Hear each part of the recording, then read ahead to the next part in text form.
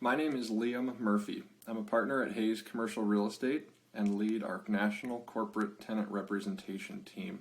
I have the privilege of introducing to you the conclusions from our CoreNet Hackathon team, composed of Krista Sinker, Lisa McGregor, Melanie Jones, Lois Wellwood, Rome Poplar, Pete Wesolowski, and our fearless leader, Bill Roberts. We chose to analyze space utilization and metrics in the post-pandemic office world. We've organized our ideas around 4 key themes: how the corporate workplace will be used in the future, how workplace layouts will change, how the use of flexible office space will be employed, and how ongoing operating expenses and capital expenses will be impacted on a go-forward basis. In this brief summary, I will begin to answer those questions by focusing on 6 trends that we expect will emerge. 2 items to note are that these conclusions apply specifically to companies which are primarily composed of knowledge workers, those whose greatest contribution to clients and customers is their brain power. I'll occasionally reference PowerPoint slides so that you can follow along. Starting on slide number 1, here is a high-level summary of our conclusions. Companies will have to classify employees by their need for connectedness to physical space, and a gradual return to the office will be prioritized by those needs. There will be a greater focus on we space and collaboration rather than I space or individual workstations. Companies will reduce their total occupied square footage through greater adoption of virtual work. We think that reduction may be up to 25% of total occupied space.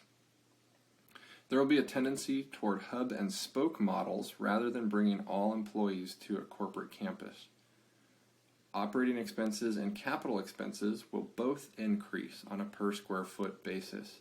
Companies will seek to mitigate this cost increase through greater adoption of virtual work and corresponding reductions to the retained space.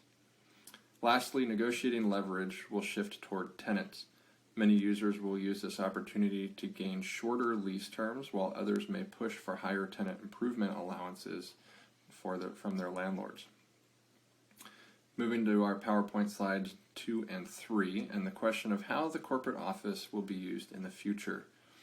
We're confident that companies will take a phased return to work by classifying at least 3 different types of personnel: building critical, office optimal, and virtual primary.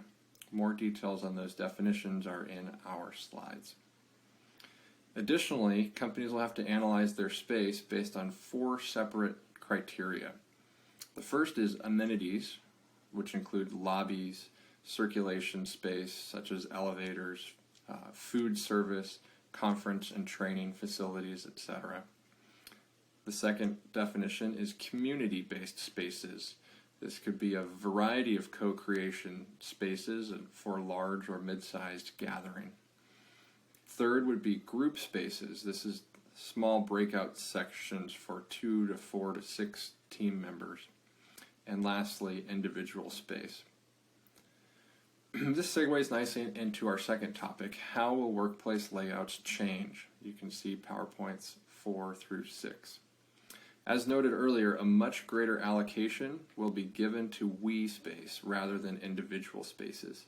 So consider an illustrative example of a 100,000 square foot corporate office location in the pre- and post-pandemic world. In the pre-pandemic world, this office might have 10,000 square feet of amenity space, 20,000 square feet of community space, 30,000 of group space, which again is small breakout utilization, and 40,000 of individual space. We feel that those ratios will be inverted. So amenity space will comprise 20% of that 100,000 square feet.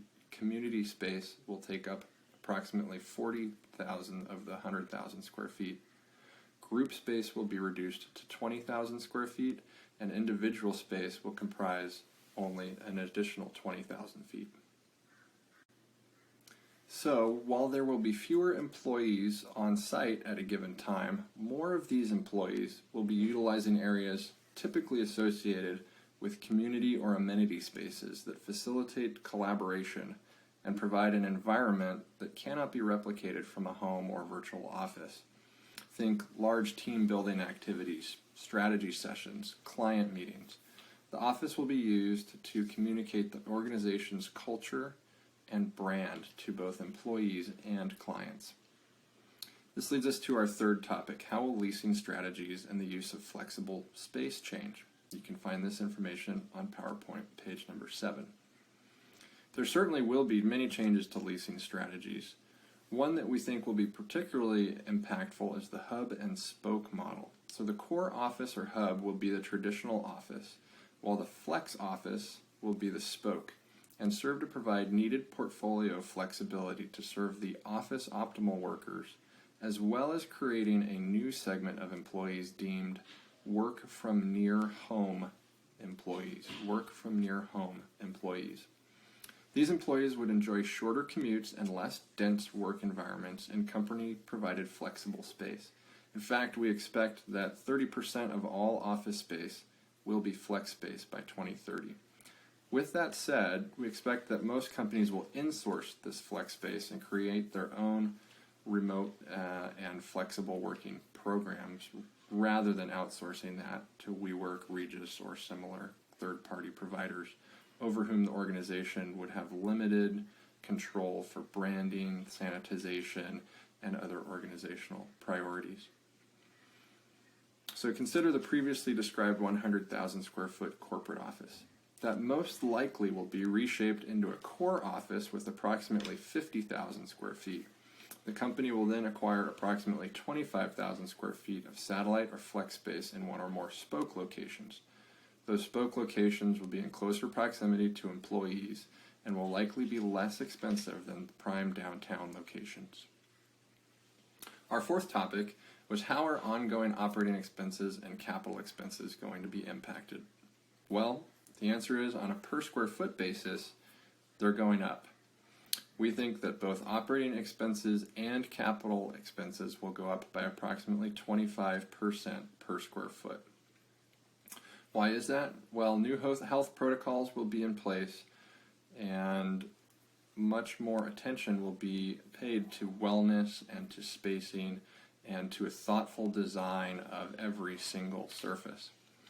Some specific factors increasing operating expenses would be increased frequency and depth of sterilization, more fresh air recirculation among the HVAC, and potentially more staff to guide people through common areas or enforce safety protocols.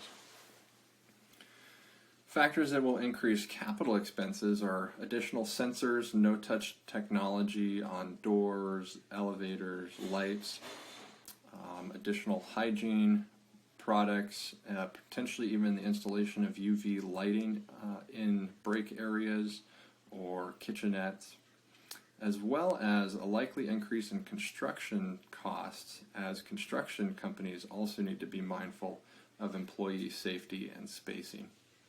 There is a chance that non-union labor rates will decrease and that lower fuel costs will offset some of the costs of construction, but not as much as we expect the capital expenses to increase.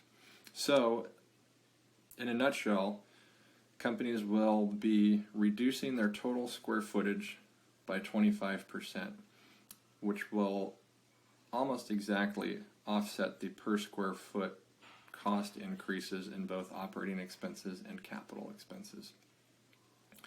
Of the square footage that organizations do choose to retain, approximately 60% will be geared toward collaborative, amenity-rich environments which cost more to create and to operate.